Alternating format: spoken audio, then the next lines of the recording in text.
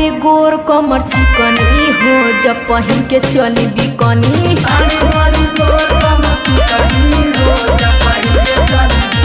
पहिन के चली बिकनी पहिन के चली बिकनी।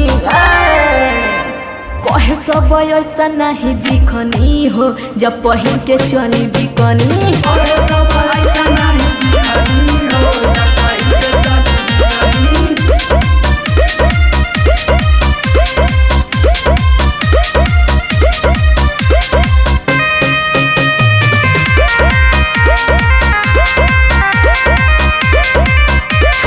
हमार दादा कोमर होखल चाहे सब अमर।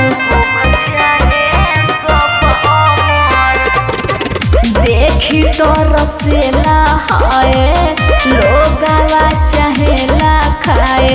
दारू शराब बनावल चाहे चिकनी।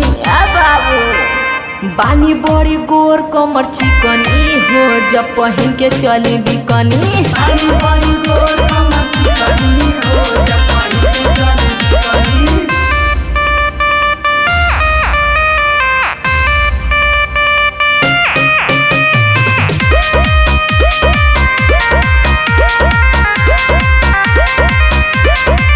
बाबुआ नवा मोर जो बनवा देखी डोल सबके मनवा।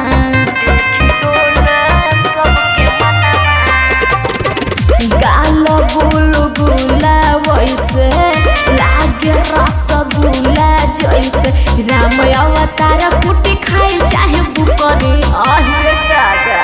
पानी बड़ी गोर कमर चिकनी हो जब पहिन के चली बिकनी।